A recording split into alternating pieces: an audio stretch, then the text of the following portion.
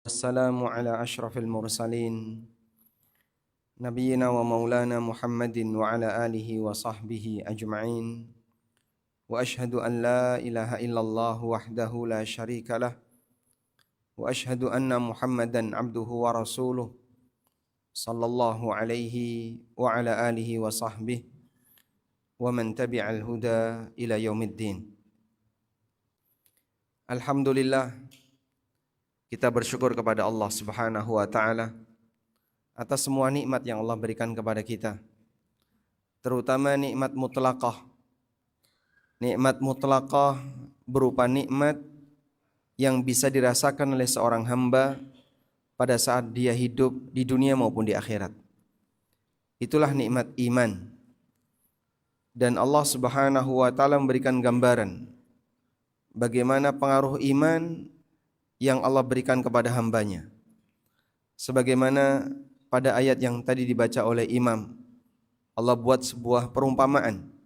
Allah Ta'ala berfirman, Alam tara kaifa daraballahu mathalan kalimatan tayyibah kasyajaratin tayyibah asluha thabitun wa far'uha fis sama'. Alam tara kaifa daraballahu mathala, tahukah kamu bagaimana Allah membuat sebuah perumpamaan? Kalimatan thayyibah, kalimat yang baik, dan yang dimaksud adalah kalimat la ilaha illallah, kalimatul iman. Allah sebut kalimat la ilaha illallah dengan kalimatut tauhid, wa alzamnahum kalimatat tauhid, dan kami wajibkan mereka untuk berpegang dengan kalimatut tauhid. Diumpamakan oleh Allah Subhanahu wa taala kasyajaratin thayyibah, seperti pohon yang baik. Asluha thabit, akarnya menjulang ke bawah. Dia kuat kokoh berada di bawah. Wa far'uha fis sama', sementara cabangnya menjulang tinggi di atas. Tu'ti ukulaha kullahinin bi'izni rabbiha. Dia memberikan makanannya, yang dimaksud adalah buahnya, kullahinin, setiap waktu, bi'izni rabbiha, dengan izin Rabbnya. Wa yadribullahul amthala linnas la'allahum yatadzakkarun. Allah membuat permisalan bagi umat manusia agar mereka bisa mengambil peringatan. Pohon yang besar ini menggambarkan tentang bagaimana pengaruh iman yang ada pada diri seorang hamba. Akarnya kokoh di bawah, artinya dia susah untuk berubah. Seorang yang beriman dan imannya kuat, dengan ujian apapun dan cobaan apapun, dia tidak geser. Karena akarnya kokoh di bawah. Wa far'uha fis sama', sementara cabangnya naik menjulang ke atas. Menggambarkan bahwasanya orang ini punya aktivitas di permukaan dan dia berinteraksi dengan masyarakat. Kemudian, tu'ti ukulaha kullahinin, dia memberikan buahnya setiap waktu, dan yang dimaksud adalah dia memberikan manfaat bagi masyarakat setiap saat. Orang yang beriman ketika dia berinteraksi dengan orang lain, dia memberikan manfaat kepada umat, kepada masyarakat setiap saat. Bi'izni rabbiha, dengan izin Rabbnya. Kehadirannya dibutuhkan oleh masyarakat. Kekuatan imannya menyebabkan dia ketika berinteraksi, dia tidak bergeser. Meskipun mungkin ada banyak gesekan yang dia alami, tapi orang semacam ini, dia tidak sampai ikutan berubah karena dia punya iman. Demikianlah perumpamaan yang diberikan oleh Allah Subhanahu wa taala kepada umat manusia agar mereka mengambil pelajaran. Jamaah yang dimuliakan Allah Subhanahu wa taala, modal iman adalah modal yang tertinggi bagi setiap hamba dikala dia mengalami ujian apapun yang Allah berikan kepadanya. Semakin tinggi iman, maka kekuatan tawakal seorang hamba akan semakin tinggi. Sebab tawakal itu berbanding lurus dengan yakin. Tawakal berbanding lurus dengan yakin. Ketika seorang hamba semakin beriman kepada Allah Subhanahu wa taala, potensi tawakalnya akan semakin besar. Kita akan ceritakan bagaimana kondisi para nabi yang mereka diuji oleh Allah Subhanahu wa taala dengan ujian yang sangat besar, Tapi dengan tawakalnya yang tinggi, Allah Subhanahu wa taala jadikan mereka bisa bertahan. Peristiwa yang dialami oleh Nabiullah Ibrahim alaihissalatu wassalam. Pada saat Ibrahim alaihissalam merusak berhala-berhala yang dimiliki oleh kaumnya, masyarakat Ibrahim mereka menyembah berhala sebagai visualisasi dari Tuhan-Tuhan yang diyakini sebagai benda-benda langit. Ada Tuhan matahari, ada dewa bulan, ada dewa bintang A, dewa bintang B. Lalu divisualisasi dalam bentuk berhala. Saat Ibrahim alaihissalatu wassalam tinggal bersama mereka, beliau merasa tidak nyaman. Akhirnya beliau membongkar berhala-berhala ini. Faja'alahum judzadan illa kabiran lahum.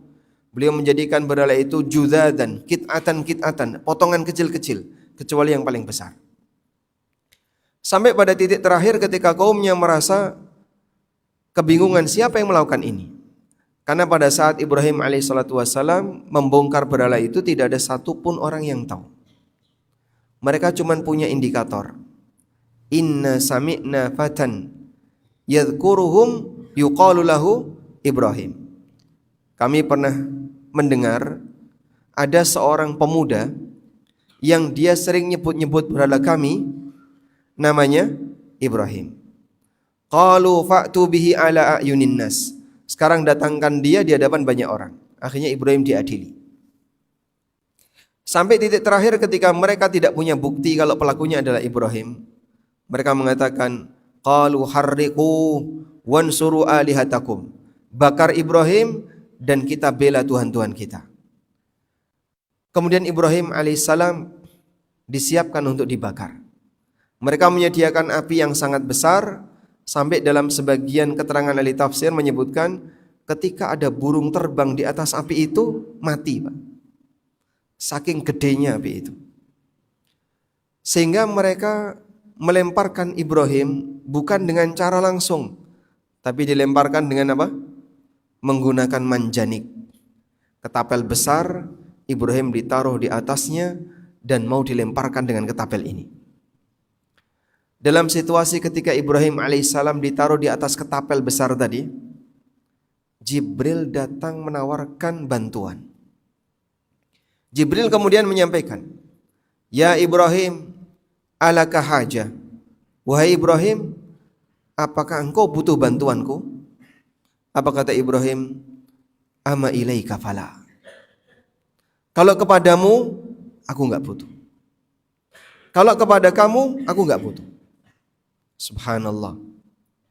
Bapak bisa bayangin ya, hati seperti apa yang dimiliki oleh Ibrahim alaihissalam sampai dalam situasi ketika beliau sedang terjepit dalam keadaan yang sangat menakutkan, ini bisa mengancam keselamatan nyawanya, dan ditawari oleh Jibril alaihissalam. Tapi subhanallah, Ibrahim alaihissalam mengatakan, Ama ilaika fala. Kalau kepadamu aku enggak butuh. Jibril kemudian mengatakan, Idzan fas'al rabbak. Kalau begitu silahkan kau meminta kepada Rabbmu. Ibrahim alaihissalam kemudian berdoa, Hasbiyallah wa ni'mal wakil. Aku pasrahkan diriku kepada Allah dan Dia sebaik-baik zat yang dipasrahi. Ditawari oleh makhluk, dan yang menawari bukan jin. Yang nawari malaikat, bukan malaikat sembarangan. Jibril alaihissalam. Mudah enggak Pak bagi Jibril untuk memindahkan api itu ke kaumnya? Mudah. Jibril alaihissalam menghukum kaum Lut dengan satu sayap. Diangkat buminya, tanahnya, dijungkir kemudian dibanting. Hanya dengan satu sayap. Padahal beliau punya berapa? 600 sayap. Sehingga mudah bagi Jibril alaihissalam untuk menghabisi kaumnya Ibrahim, andaikan Ibrahim bersedia. Tapi disinilah kita lihat bagaimana pengaruh iman yang sangat tinggi yang dialami oleh Ibrahim alaihissalam, sehingga saat beliau mendapatkan penawaran dari Jibril, beliau tidak ingin meletakkan tawakalnya, beliau tidak ingin memasrahkan urusannya kepada makhluk. Saat ditawari oleh Jibril, alaka haja, apakah kau butuh bantuanku? Ibrahim mengatakan, ama ilaika fala, kalau kepadamu aku enggak butuh. Kemudian Jibril mengatakan, kalau begitu silahkan kau berdoa kepada Allah. Beliau mengucapkan, hasbiyallah wa ni'mal wakil. Demikianlah contoh tawakal yang tinggi yang dimiliki oleh seorang hamba karena pengaruh iman yang kuat yang ada pada dirinya. Kita beralih kepada kisah yang kedua yang dialami oleh Nabi Musa alaihissalatu wassalam bersama dengan Bani Israel. Allah Subhanahu wa taala perintahkan Nabi Musa alaihissalam untuk mengungsikan Bani Israel dari Mesir, dipindahkan ke tempat yang lain. Allah Ta'ala berfirman, fa'asri bi'ibadi laylan innakum muttaba'un. Berangkatkan para hambaku di waktu malam, kalian akan dikejar. Dalam ayat yang lain Allah mengatakan, fa'atba'uhum musyriqin. Mereka mengejar Bani Israel ke arah timur. Nabi Musa alaihissalatu wassalam membawa Bani Israel meninggalkan Mesir ke arah timur. Sampai pada titik terakhir ketemu dengan lautan. Pasukan Fir'aun menyusul dengan membawa senjata yang lengkap dan siap untuk menghabisi Bani Israel. Dalam situasi itu Bani Israel terjepit. Maju mati, mundur mati. Depan lautan, belakang pasukan yang siap untuk membantai. Dua pasukan ini saling melihat. Bani Israel melihat ke arah pasukan Fir'aun yang siap untuk membantai. Pasukan Fir'aun melihat ke arah Bani Israel dengan semangat untuk membantai. Yang satu ketakutan, yang satu penuh dengan keserakahan. Allah Subhanahu wa taala mengatakan, "Falamma tara al-jam'an." Ketika dua pasukan itu saling melihat, qala ashabu Musa, maka orang-orang yang berada di sekitar Musa mengatakan, inna lamudrakun, kita pasti ketangkap. Wahai Musa, kita pasti ketangkap. Takut itu menular atau tidak, Pak? Takut menular atau tidak? Takut itu bisa menular. Orang akan ketularan ketakutan ketika kanan kirinya semuanya ketakutan. Tapi subhanallah, Nabi Musa alaihissalatu wassalam sebagai seorang nabi yang mentalnya sudah disiapkan oleh Allah Subhanahu wa taala, dalam situasi semua orang ini ketakutan karena mereka tidak bisa bergerak. Maju mati, mundur mati. Depan lautan, belakang pasukan Fir'aun. Semuanya mengatakan, inna lamudrakun, kita pasti akan ketangkap wahai Musa. Tapi apa yang dikatakan oleh Musa? Dengan penuh yakin dan tawakal beliau mengatakan, kalla inna ma'iya rabbi sayahdin. Tidak mungkin kita ketangkap. Allah bersamaku dan Allah akan memberikan petunjuk kepadaku. Allah bersamaku dan Allah akan memberikan petunjuk kepadaku. Bapak bisa perhatikan, dalam situasi seperti ini, tawakalnya Musa tidak kepada tongkat. Beliau tidak mengatakan, tenang, ada tongkat. Padahal beliau sudah punya banyak pengalaman baik dengan tongkat ini. Berubah jadi ular. Tongkat ini berhasil melawan tukang sihirnya Fir'aun. Ada banyak sekali peristiwa-peristiwa besar yang ditunjukkan oleh Allah dengan mukjizat tongkat ini. Sebelum Bani Israel diungsikan meninggalkan Mesir. Tapi pada saat beliau mengalami kondisi terjepit seperti ini, Musa alaihissalam tidak bertawakal kepada tongkat. Beliau mengatakan, kalla inna ma'iya rabbi sayahdin. Allah bersamaku dan dia akan berikan petunjuk kepadaku. Sampai titik ini apakah Musa sudah tahu apa yang harus dilakukan? Sudah tahu atau belum? Belum. Sampai titik ini Nabi Musa alaihissalam tidak tahu apa yang harus dilakukan. Karena mukjizat itu di luar kendali Nabi. Tapi mukjizat itu murni pemberian dari Allah. Makanya Nabi tidak bisa ketika menghendaki mukjizatnya datang tiba-tiba datang. Sebab yang namanya mukjizat murni pemberian dari Allah Subhanahu wa taala. Sampai pada kondisi terakhir Allah Subhanahu wa taala wahyukan kepada Musa, wa auhayna ila Musa an idrib bi'asakal bahr. Aku wahyukan kepada Musa, pukulkan tongkatmu ke arah lautan. Jadi peristiwa membelah laut bukan tongkatnya di atas. Bukan tongkatnya diangkat ke atas, tapi apa? Tongkatnya dipukulkan. Sebagian orang membuat anekdot tentang Musa, tongkatnya diangkat ke atas, lalu laut terbelah. Bukan seperti itu. Al-Quran mengatakan, anidrib bi'asakal bahar. Pukulkan tongkatmu ke arah lautan. Fanfalaqa fakana kullu firkin kattaudil azim.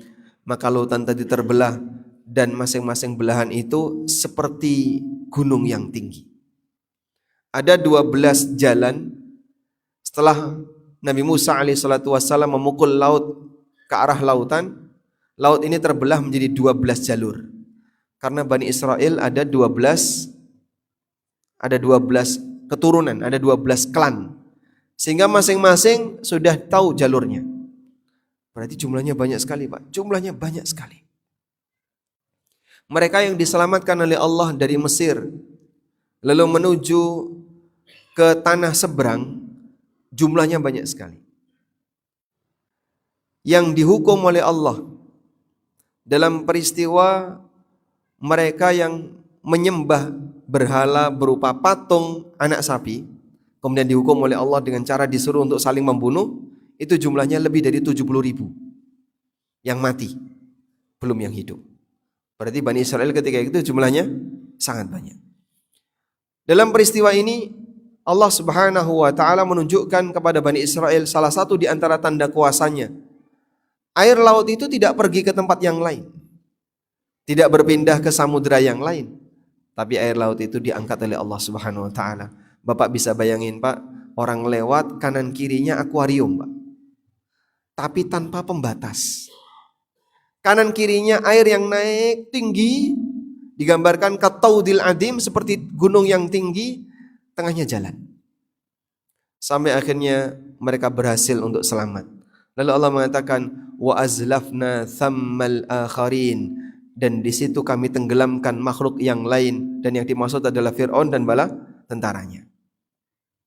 Para ulama menjelaskan tentang bagaimana proses kematian Fir'aun dan bala tentaranya. Dulu pada waktu Bani Israel itu tertindas, Fir'aun dan bala tentaranya membantai bayi laki-laki. Yuzabbihu abna'ahum wa yastahyu nisa'ahum. Mereka menyembelih anak laki-laki dan mereka membiarkan hidup bayi perempuan. Maka banyak sekali di antara laki-laki Bani Israel yang mati setelah dia lahir. Wal jazaa'u min jinsil amal, dan Allah memberikan balasan sejenis dengan kedoliman yang dilakukan oleh Fir'aun. Fir'aun dibinasakan oleh Allah bukan dengan cara istananya ditenggelamkan, bukan dengan cara dikirim banjir, bukan dengan cara dihujani dengan batu. Istananya utuh, kekayaannya utuh, wanita yang ada di situ utuh, tapi laki-lakinya dikeluarkan. Lelakinya dikeluarkan. Sehingga orang yang dulu membantai bayi-bayi Bani Israel dikeluarkan oleh Allah. Setelah dikeluarkan, mereka ditenggelamkan. Bodohnya Fir'aun. Andaikan dia ketika melihat Musa alaihissalam bersama Bani Israel sudah berhasil menyeberang, kok dia pulang balik ke Mesir, dia masih bisa jadi raja. Dia masih bisa menikmati kekayaannya. Karena itu Allah Subhanahu wa taala mengatakan dalam Al-Qur'an, kam taraku min jannatin wa uyun wa kunuzin wa maqamin karim. Mereka meninggalkan kebun-kebun dan mata air yang ada di Mesir. Mereka meninggalkan kunuz, harta perbendaharaan, dan kedudukan yang tinggi, yaitu status dia sebagai raja. Mereka tinggalkan semuanya untuk ditenggelamkan oleh Allah di dalam lautan. Sehingga di sini Allah Subhanahu wa taala membalas persis sebagaimana pelanggaran yang pernah dilakukan oleh siapa? Fir'aun. Dulu dia menghabisi lelaki, maka Allah Subhanahu wa taala habisi lelakinya. Kadzalika wa aurathnaha Bani Israil, demikianlah kami wariskan negeri ini kepada Bani Israel. Sebagian ahli tafsir mengatakan, pasca Fir'aun ditenggelamkan, Nabi Musa alaihissalam mengutus pasukan dipimpin oleh Yusha bin Nun untuk datang ke Mesir dalam rangka mengambil harta Mesir. Akhirnya mereka berangkat tanpa ada perlawanan, karena di Mesir tinggal para wanita dan orang-orang yang lemah. Pasukan yang dibawa oleh Fir'aun seluruhnya, sehingga Mesir kosong dari pasukan.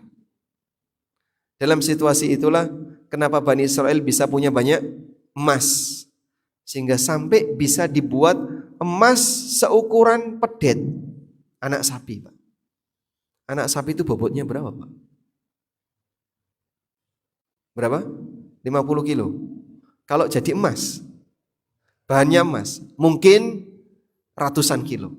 Dari mana mereka punya, Pak? Padahal sebelumnya mereka tertindas. Mereka bawa emasnya Mesir. Masya Allah, berarti di masa itu tambang emas sudah banyak, Pak. Wallahu alam. Yang jelas ketika itu jumlah emas sudah bisa dipakai untuk membentuk anak sapi, pedet, ya, patung anak sapi, yang tentu jumlahnya banyak. Baik. Kisah yang ketiga yang dialami oleh Nabi Muhammad sallallahu alaihi wasallam.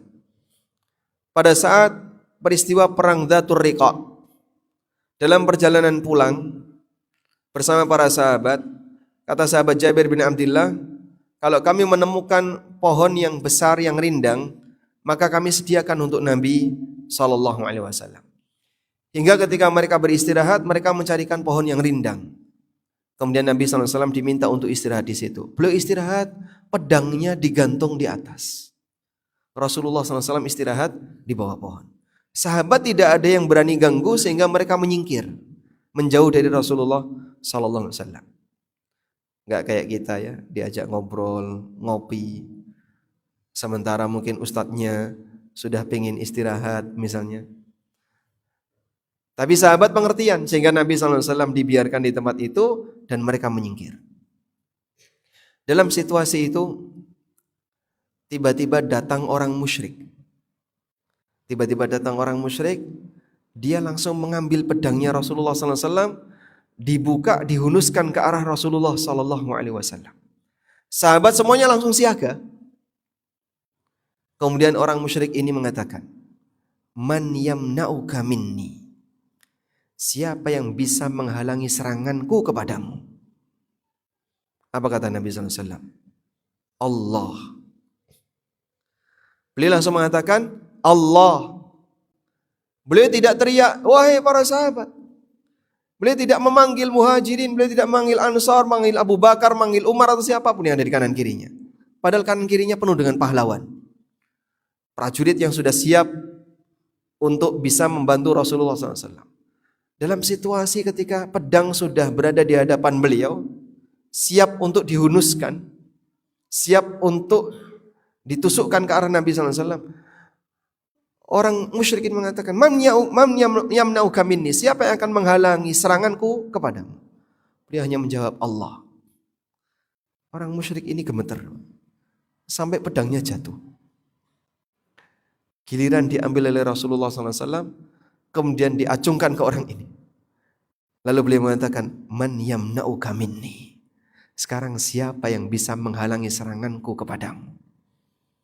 Orang musyrik ini memelas, kemudian mengatakan, kau adalah orang yang baik, kau adalah orang yang suka nyambung silaturahmi, suka memaafkan, memuji-muji Rasulullah SAW karena minta untuk dimaafkan.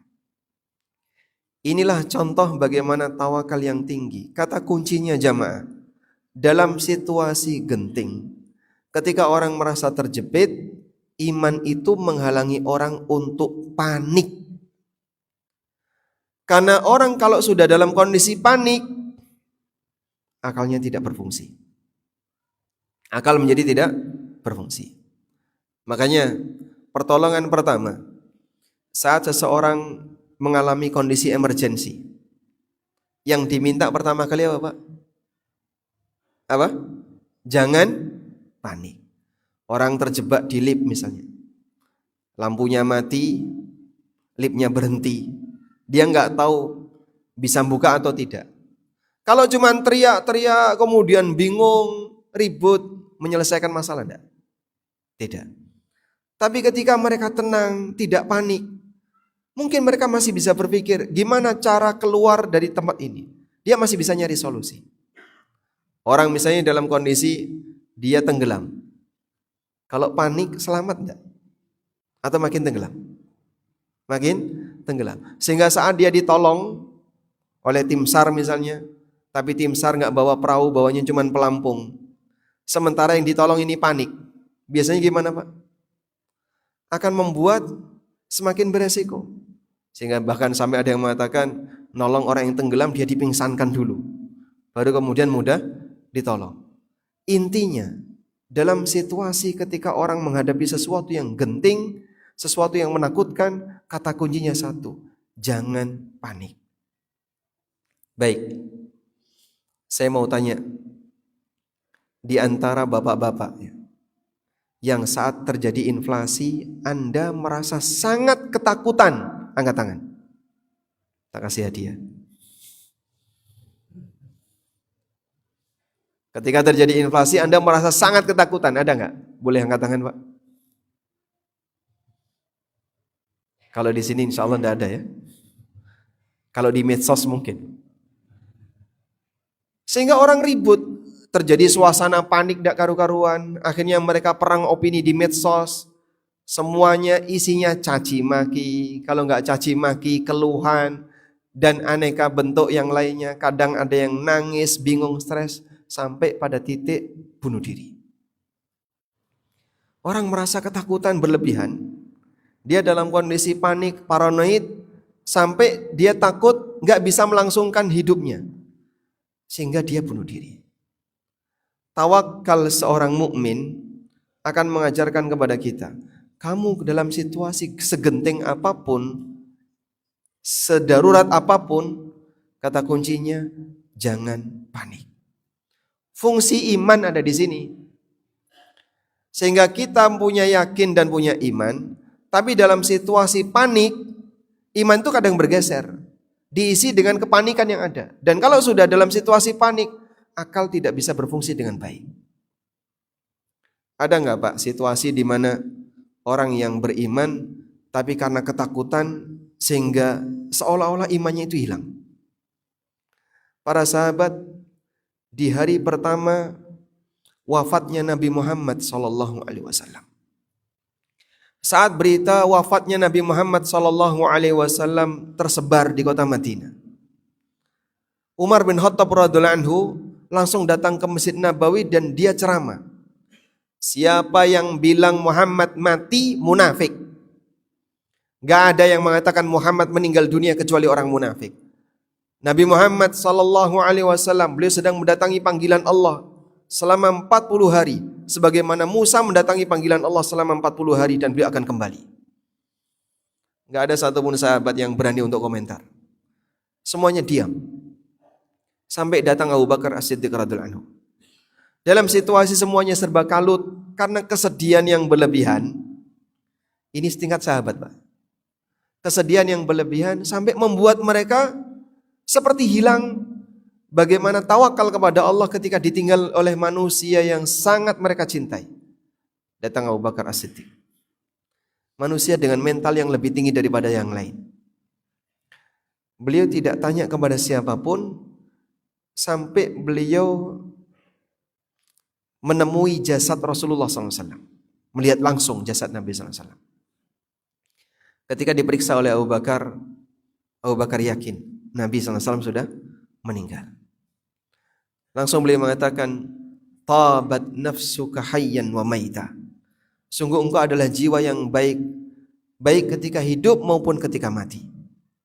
La yajtami'u fika mautatan. Engkau tidak mungkin mati dua kali.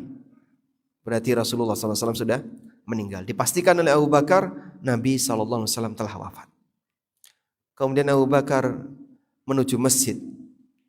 Lalu beliau minta kepada Umar, ijlis ya Umar. Ijlis, duduk kau Umar. Selanjutnya Abu Bakar yang ceramah. Dalam pidato itu Abu Bakar As-Siddiq radhiyallahu anhu menyampaikan sebuah pesan yang sampai kata Ibnu Abbas radhiyallahu anhu, ayat yang dikutip oleh Abu Bakar seolah-olah baru turun. Terlupakan dari ingatan para sahabat, padahal ayat itu sering mereka baca. Abu Bakar As-Siddiq radhiyallahu anhu kemudian menyampaikan ceramah. Mereka meninggalkan Umar dan pindah ke Abu Bakar. Para sahabat meninggalkan Umar dan mereka kumpul di hadapan Abu Bakar. Beliau mengatakan, "Man ya'budu Muhammadan fa inna Muhammadan qad mat. Wa man ya'budullaha fa innallaha hayyun la yamut." Siapa yang menyembah Muhammad, ketahuilah sesungguhnya Muhammad sudah mati. Dan siapa yang menyembah Allah, sesungguhnya Allah Maha hidup dan tidak akan pernah mati.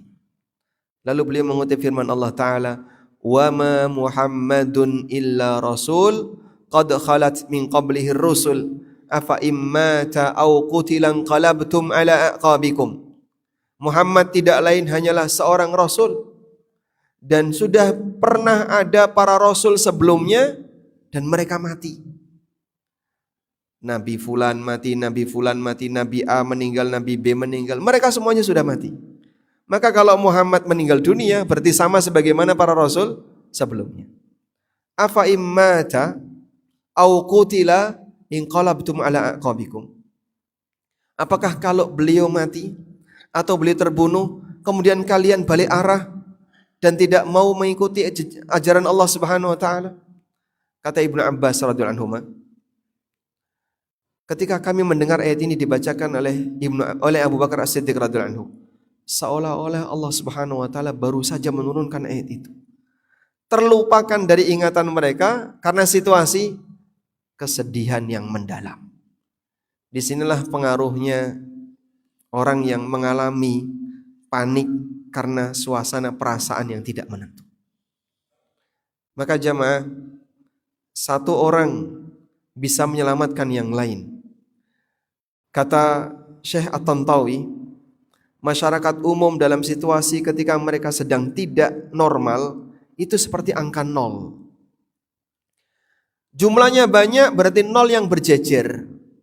0 tapi dijejer, kira-kira memberi pengaruh apa, Pak? Cuma 0, tidak ada apa-apanya. Tapi kehadiran satu orang membuat 0 ini bernilai. Saat 1 ini ditaruh di depan 0, sehingga ada 0 jumlahnya 5. Ya, dikasih angka 1 di depan, jadi berapa? 100.000. 5 orang ketakutan. 1 orang dia bisa memberikan arahan kepada 5 orang yang ketakutan tadi. Semuanya jadi selamat dengan keberadaan 1 orang. Ribuan Bani Israel tadi dalam keadaan semuanya 0 hatinya. Hati itu kosong karena dia merasa ketakutan. Kepanikan itu diselamatkan oleh Musa alaihissalatu wassalam dengan tawakal kepada Allah. 1 orang ini berada di depan, sehingga menyelamatkan deretan 0 yang ada di belakangnya. Demikianlah pengaruh kebaikan 1 orang yang dialami oleh kaum muslimin yang lain, seperti yang dialami oleh Abu Bakar As-Siddiq. Dikala para sahabat tenggelam dengan kesedihan yang luar biasa, kehadiran beliau menjawab semua masalah yang mereka alami. Mereka dalam kondisi tenggelam dengan kesedihan sampai terlupakan dengan ayat-ayat Al-Quran, sampai terlupakan kalau Nabi SAW adalah manusia biasa. Ketika Abu Bakar menyadarkan angka 1 ini mengubah yang lain jadi bernilai. Kehadiran orang yang bertawakal kepada Allah itu akan menenangkan yang lain. Dalam situasi panik apapun jamaah, disinilah kita butuh nasihat untuk penguatan iman. Di saat krisis sedang melanda, bicara pakai pendekatan agama kadang disingkirkan. Sehingga ada yang ngasih nasihat, yang memberi rezeki kamu di saat dolar 18.000 juga sama dengan yang memberi rezeki kamu di saat dolar harganya 3.000. Caci maki dan hujatan bertubi-tubi datang. Apa salahnya orang ini memberikan nasihat? Ya memang mungkin dalam situasi ketika orang sedang emosi, dia sulit untuk diingatkan dengan pendekatan agama. Padahal sejatinya Pak, mereka ini sedang dalam keadaan seperti angka 0. Paniknya tadi Pak, ketakutan dan kepanikan itu sampai menerbitkan adanya caci maki dan emosi. Butuh orang yang dia bisa menguatkan iman. Nasihat ini sebenarnya cukup banyak dan mungkin Bapak Ibu sudah sering mendengarkan itu. maka saya tidak menggunakan pendekatan ini di kajian pagi ini. Karena mungkin nasihat itu sudah sering Anda dengarkan. Ya Pak, kita sudah sering dengerin itu.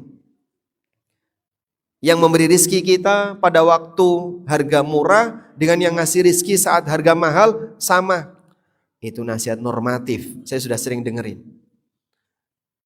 Ya memang kita juga butuh seperti ini, dan ini perlu untuk diulang. Karena kenyataannya saat dalam kondisi panik, nasihat ini disingkirkan. Orang bicara agama dalam situasi ketika dia sedang emosi kadang tidak diterima.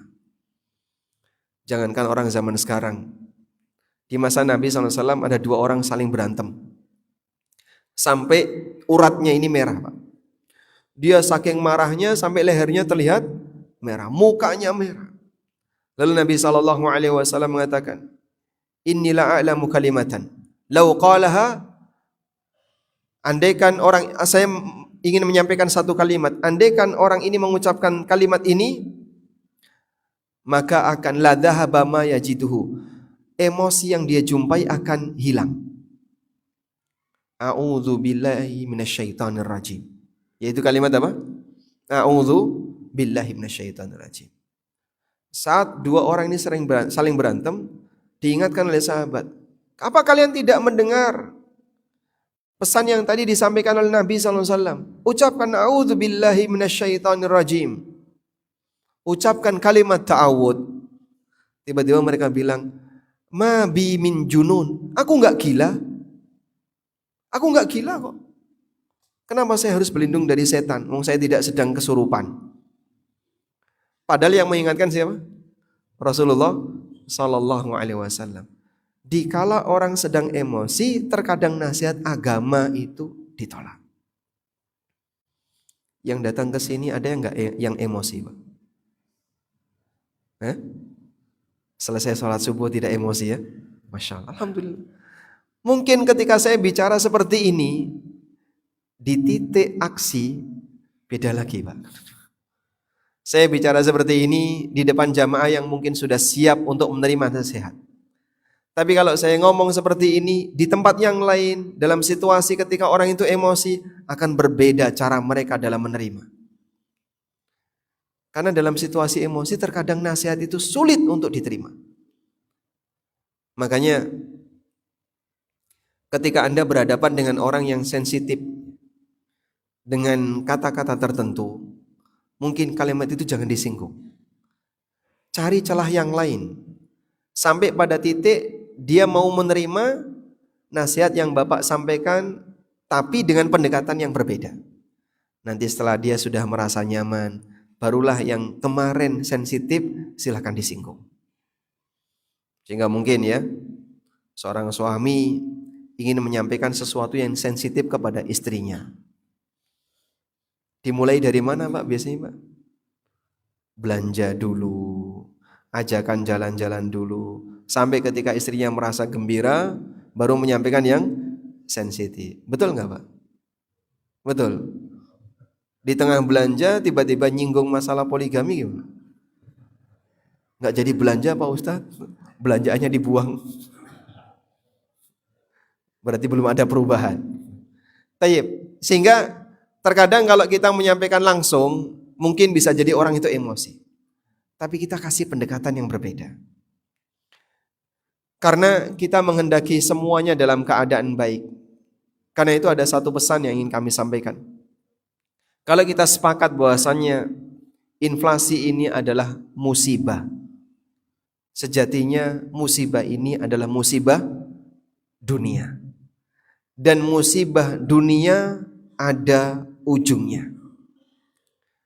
Gak mungkin orang mengalami musibah dunia tanpa ujung, gak mungkin. Sebab karakter dunia ini fana dan isinya juga fana. Ada satu nasihat yang pernah disampaikan oleh Hasan Al-Basri ketika beliau menjelaskan firman Allah Subhanahu wa taala di surat Al-Baqarah. La'allakum tatafakkaruna fid dunya wal akhirah. Agar kalian merenungkan bagaimana hakikat dunia dan akhirat. Kata Hasan Al-Basri, liyu'lam anna dunya daru bala'in thumma daru fana. Sadarilah bahwasanya dunia ini negeri ujian dan nanti pasti akan binasa. Wa annal akhirata daru jazain thumma daru baqa. Dan akhirat adalah negeri balasan dan statusnya abadi. Pesan beliau ini sejatinya berisi satu muatan. Kau pasti akan diuji di dunia ini. Dimanapun kau tinggal. Mau di Indonesia, mau di negara yang lain. Boleh Bapak sebutkan Pak, negeri mana yang Bapak ingin jadi penduduknya Pak? Wah, enggak boleh Pak, nanti enggak NKRI Pak. Sehingga mereka yang teriak NKRI harga mati, begitu mengalami seperti ini, minggat ke luar negeri. Pindah negerinya. Mungkin ada yang misalnya membayangkan, andaikan saya jadi warga negara A, negara B, negara Konoha atau Wakanda. Dia mengharapkan kesejahteraan di negeri itu. Apakah mereka yang tinggal di negeri itu tidak dikasih ujian oleh Allah? Diberi ujian oleh Allah. Masing-masing punya ujian. Mungkin warnanya berbeda. Dan ujian itu tidak selamanya. Sabarlah menghadapi ujian yang sifatnya tidak abadi untuk sebuah balasan akhirat yang sifatnya abadi. Dalam poin ini, ketika seseorang kehilangan sebagian dunia, kemungkinan besar ada gantinya. Tapi kalau sudah kehilangan agama, mau nyari ganti di mana? Maka jangan sampai musibah dunia menimbulkan musibah yang lebih besar, yaitu musibah agama. Bagian dari doa Nabi SAW, semoga jamaah hafal doa ini dan kalau bisa sering dibaca. Allahumma la taj'al musibatana fi dinina wa la taj'alid dunya akbar hammina wa mablagha ilmina. Allahumma la taj'al musibatana fi dinina. Ya Allah, jangan kau jadikan musibah yang menimpa kami adalah musibah yang merugikan agama kami. Kita tidak mungkin bisa terhindar dari musibah, tapi jangan sampai merugikan agama. Karena kalau musibah sudah sampai pada tingkatan merugikan agama, orang mau nyari penggantinya dari mana? Karena kalau sudah sampai pada tingkatan tadi Pak, bunuh diri, pindah agama, atau melakukan perbuatan dosa besar, mengambil sesuatu yang haram, caci maki, dolim dan seterusnya, sampai mati jika yang bersangkutan tidak bertaubat, konsekuensinya lebih berat. Konsekuensinya lebih berat. Maka doa ini penting untuk kita baca karena kita pasti akan mengalami musibah itu. Hafal insyaallah jamaah. Allahumma la taj'al musibatana fi dinina. Baik, yang hafal angkat tangan. Boleh dibaca. Tafadhal.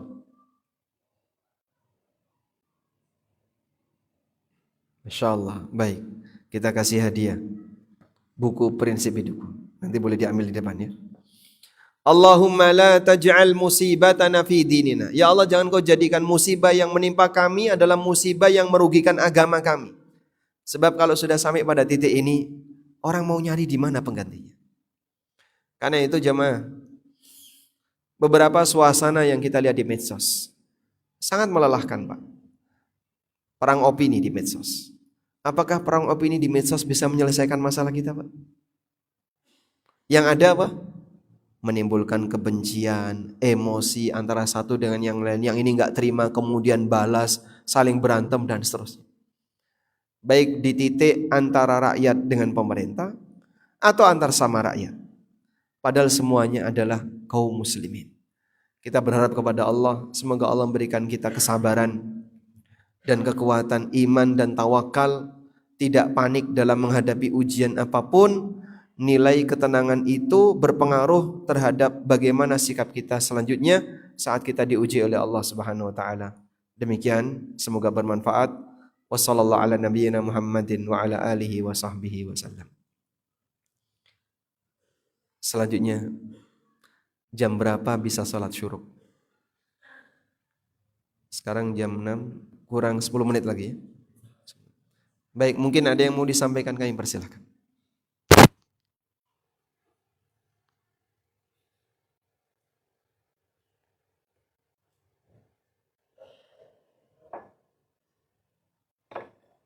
Silakan.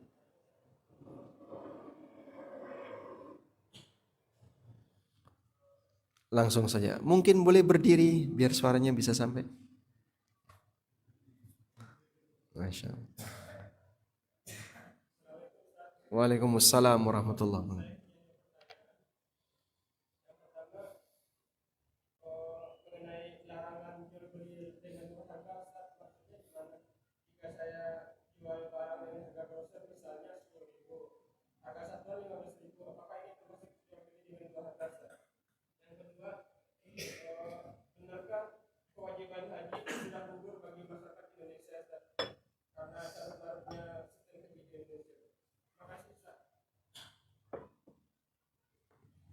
Nah,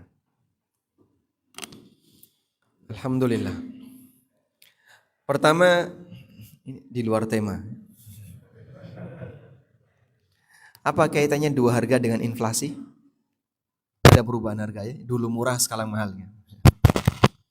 Bagaimana hukum jual beli dua harga? Dan apa makna jual beli dua harga? Mengenai jual beli dua harga ini disebutkan dalam hadis riwayat Tirmidzi dan yang lainnya, Nabi sallallahu alaihi wasallam melarang, nahan Nabi sallallahu alaihi wasallam an bai'ataini fi bai'atin. Nabi sallallahu alaihi wasallam melarang dua transaksi an bai'atain, dua bai', dua akad jual beli fi bai'atin, dalam satu akad jual beli. Yang dimaksud dua jual beli dalam satu akad jual beli didefinisikan oleh At-Tirmidzi dalam jami'nya. Para ulama mengatakan maksudnya adalah ketika seseorang memberikan variasi harga, tunai 100, kredit setahun 150. Lalu mereka berpisah antara penjual dan pembeli, belum menentukan harga mana yang mau diambil. Ini barang kalau tunai harganya 100, kredit 150, dibawa sama pembeli. Bapak mau ngambil harga yang mana? Gampang. Kalau besok saya bisa bayar ya 100, kalau enggak ya tahun depan 150. Sehingga saat mereka berpisah, belum menentukan harga mana yang mau dipilih. Itulah yang dimaksud jual beli dua harga. Ada variasi harga, tapi belum ditetapkan harga mana yang diambil saat akad dilakukan. Namun jika harganya sudah ditentukan salah satu, baik saya ambil ini untuk harga setahun, berarti berapa? 150. Jadinya berapa harga itu? 1. Karena yang satunya ditinggalkan. Kesimpulannya, variasi harga di tahap penawaran hukumnya boleh. Tapi keberadaan variasi harga setelah akad berlangsung hukumnya dilarang. Variasi harga di tahap penawaran, kalau beli banyak harga sekian, kalau cuma 10 ke bawah harga sekian, ada variasi harga. Atau tunai harga sekian, kredit harga sekian, ada variasi harga. Tapi ini kan di tahap penawaran. Bapak kalau beli 20 ke atas, saya kasih diskon 30%. Baik saya beli 15, ya nggak ada diskon 30%. Karena kurang dari angka yang tadi ditetapkan. Saya beli 30, Bapak dapat diskon sekian persen. Ada variasi harga, tapi ketika dia menentukan salah satu berarti yang lain sudah tidak dipakai. Ini boleh. Sedangkan variasi harga itu tetap berlaku setelah akad berlangsung, itu yang dilarang. Contoh ya, ini barang atau rumah ya. Rumah ini dicicil, dikredit selama 5 tahun dengan harga 1 miliar. Sudah? Tapi kalau Bapak bisa lunas sebelum 2 tahun, nanti akan ada cashback 10%. Dalam klausul transaksi rumah terjadi perjanjian seperti itu. Berarti di sini ada berapa harga? 2. Pertama adalah harga 5 tahun 1M, dan yang kedua harga 2 tahun 900 juta, cashback 10%. Ada 2 harga dan itu berlangsung setelah akad berlalu. Sehingga dia tidak bisa memastikan apakah bisa lunas 2 tahun atau tidak. Tidak tahu Pak, ini masih berjalan, baru dapat setahun. Masih berjalan sampai 2 tahun. Kalau dia bisa melunasi 900 juta di rentang 2 tahun, dia dapat diskon tadi. Berarti di sini ada berapa harga? 2 harga. Wallahu a'lam.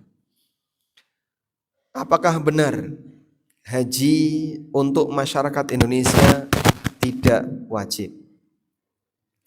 Bedakan antara kewajiban haji dan perintah daftar haji. 2 hal yang berbeda ya. Untuk kewajiban haji, bagi siapa yang tahun ini sudah mendapatkan panggilan dan dia punya harta yang cukup untuk melunasi, maka status dia wajib berangkat. Karena berarti dia sudah saatnya. Misalnya ya, setelah hajian tahun ini selesai, kemudian pemerintah menetapkan siapa saja yang akan berangkat untuk haji Dzulhijjah tahun depan. Sudah ada daftarnya, terus diinfo ke jamaah. Silakan bayar kekurangannya dengan nilai sekian puluh juta. Si A mampu untuk bayar itu. Dan dia tidak ada halangan apapun. Maka bagi si A wajib untuk segera melunasi. Wajib untuk mengikuti haji di tahun ini. Tapi bagaimana dengan orang yang belum daftar haji? Baik yang reguler maupun yang plus. Dengan melihat antrian yang demikian panjang sampai puluhan tahun. Wallahu alam, kondisi antrian yang demikian panjang menyebabkan mereka yang belum daftar haji tidak berkewajiban untuk segera daftar. Namun masalahnya di tempat kita untuk bisa haji jalurnya hanya 2 itu. Sehingga Anda ketika pengen haji ya mau cari jalur yang mana lagi? Selain jalur reguler atau plus dengan nilai yang berbeda. Sehingga kami sarankan walaupun mungkin pada tingkatan ini belum sampai tingkatan wajib, bagi Bapak Ibu sekalian yang sudah punya cukup dana untuk daftar haji mau reguler maupun yang plus, silakan Anda ikut ngantri. Silakan Anda ikut ngantri. Pak, kalau misalnya saya tarik gimana Pak? Tidak masalah. Karena tidak termasuk kategori membatalkan haji. Dia hanya menarik dana dalam arti tidak jadi daftar. Inilah yang kemudian menjadi landasan fatwanya beberapa asatidzah bahwa sebatas daftar tidak wajib.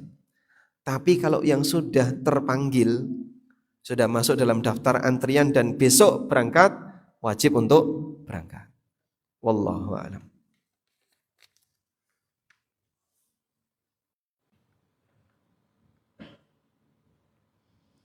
Assalamualaikum. Waalaikumsalam.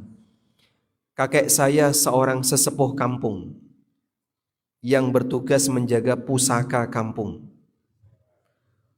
dan melakukan ritual tertentu setiap 1 Suro, 1 Muharram dan malam Jumat. Ia sudah mulai rutin sholat namun masih tetap melakukan ritual tersebut. Saya sudah menasihati agar berhenti melakukan ritual tersebut. Sebatas mana saya perlu berikhtiar? Apakah nasihat ini cukup atau harus membuang benda-benda keramat tersebut seperti Nabi Ibrahim?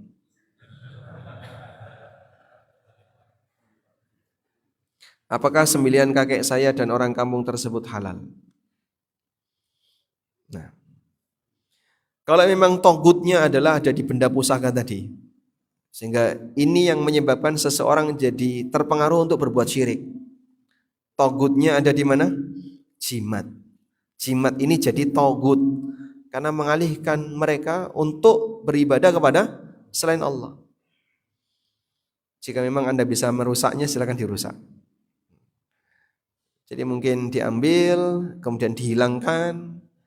Ya, nanti resikonya kakek akan mencari dan Anda yang mungkin akan jadi tersangka.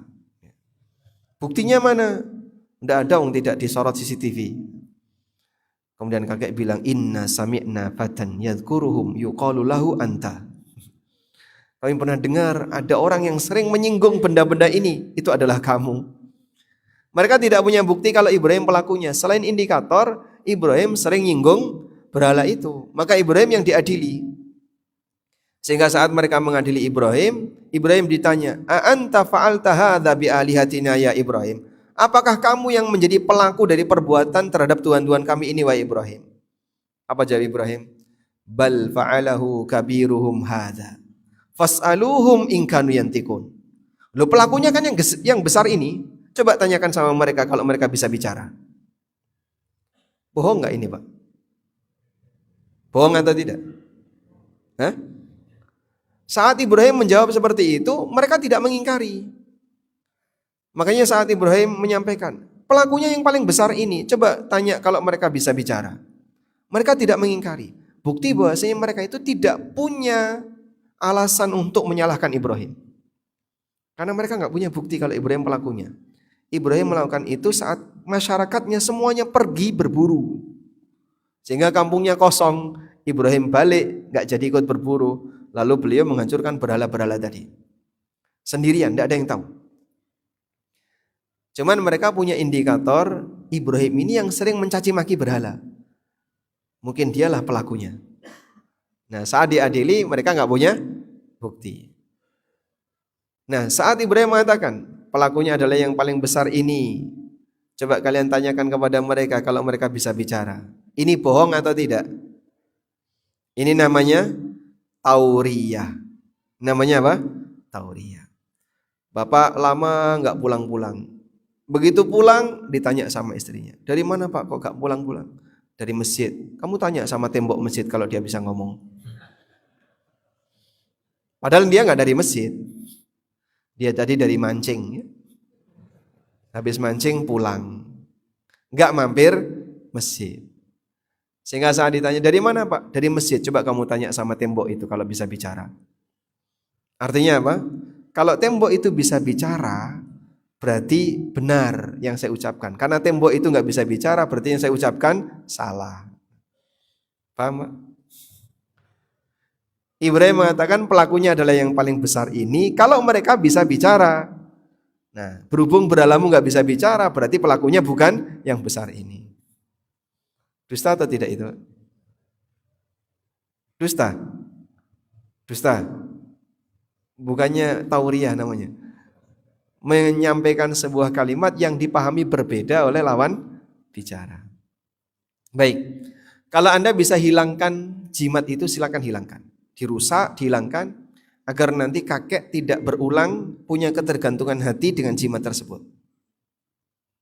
Lalu mungkin ini belum selesai. Beliau mungkin masih punya ketergantungan batin, walaupun bendanya tidak ada. Tapi mungkin masih melakukan ritual untuk memuliakan, memberikan persembahan kepada leluhur yang beliau yakini. Nah, di bagian ini mungkin butuh edukasi yang panjang. Sesekali diajak ngaji, bergabung dengan orang-orang soleh, mulai membangun kesadaran tentang pentingnya menggunakan akal sehat. Sebab syirik itu selalu bertentangan dengan logika sehat. Kalau kemudian beliau sudah bisa menerima, semoga nanti melepas seluruh dosa syirik itu. Dan ini bahaya ya, di penghujung usia tapi masih rajin melakukan praktek kesyirikan sampai dibawa mati, resiko besar. Karena Allah tidak akan pernah mengampuninya. Doakan agar kakek Anda bisa mendapatkan hidayah.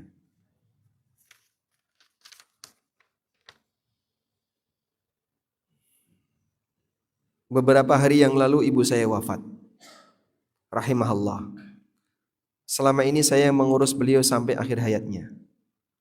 Ada sisa uang beliau sama saya. Bolehkah uang tersebut saya infakkan sebagian untuk pembangunan masjid atas nama beliau sebelum uang tersebut dibagikan ke anak-anak beliau, 2 perempuan 1 laki-laki, sesuai dengan pembagian waris syariat Islam. Karena yang saya khawatirkan terutama adik saya yang laki-laki tidak menggunakan uang tersebut sesuai dengan amanah yang tidak pernah bersedekah. Pada uang itu ada hak seluruh ahli waris seperti yang Anda sebutkan tadi. 2 anak perempuan, 1 anak laki-laki. Sehingga Anda berkewajiban untuk memberikan uang itu karena yang tahu ya, yang tahu harta ibu ini kepada seluruh ahli waris. Anda berhak untuk mensedekahkan uang itu atas nama ibu, tapi untuk jatah Anda. Sehingga duit itu dibagi. 2 perempuan, 1 laki-laki. Berarti dibagi berapa?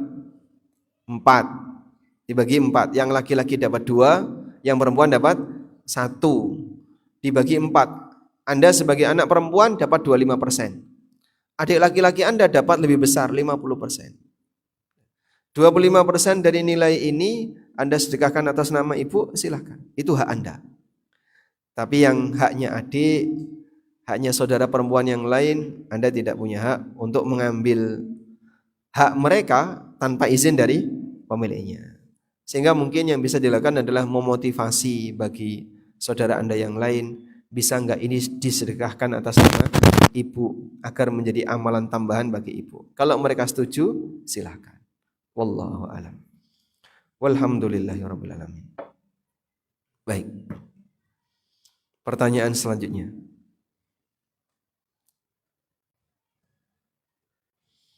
Di antara jamaah yang punya simpanan mata uang asing paling banyak,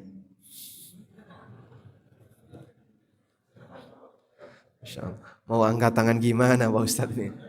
Pertanyaan yang nggak boleh terbuka yang kayak gini. Saya ganti ya, yang nggak punya simpanan mata uang asing banyak. Banyak. Pertanyaannya, sebutkan nilai dari 1 dinar dalam Islam.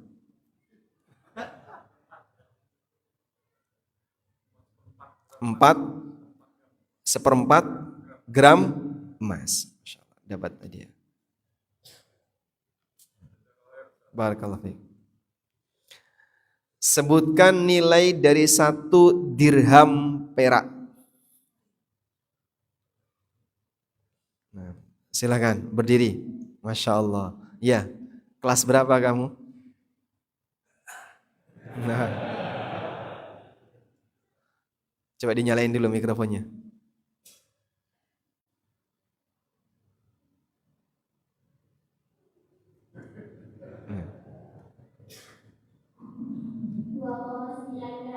Dua koma 9 gram. Kelas berapa?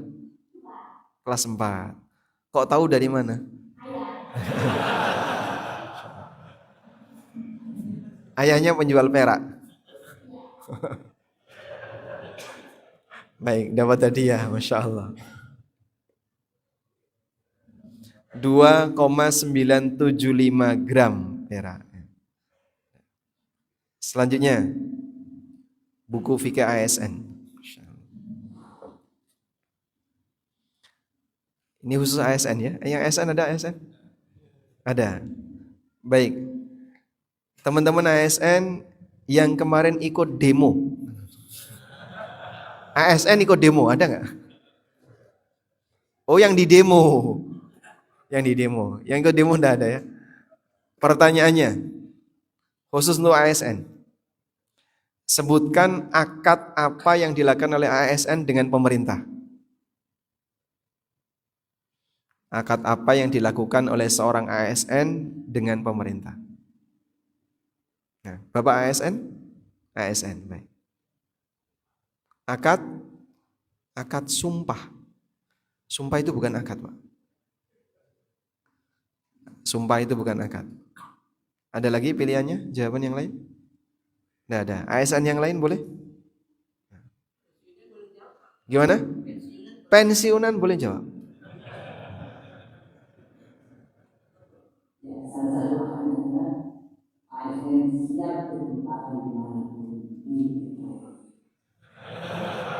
ASN siap.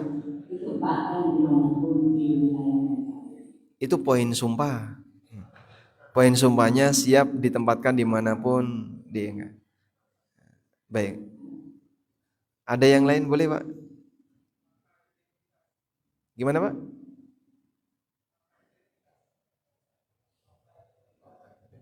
Fakta integritas. ASN disumpah untuk menjaga fakta integritas. Masya Allah. Itu bukan akad itu. Itu komitmen. Akad apa antara ASN dengan, silakan. Akad ujroh. Ujroh itu artinya bayaran. Akadnya namanya apa? Ijarah, Masya Allah. Akadnya namanya akad ijarah. Nah, setelah Anda mengikat akad ijarah dengan ASN, kemudian disumpah dengan banyak poin sumpah tadi ya. Masya Allah. Barakallahu fikum. ASN Bapak? ASN atau bukan?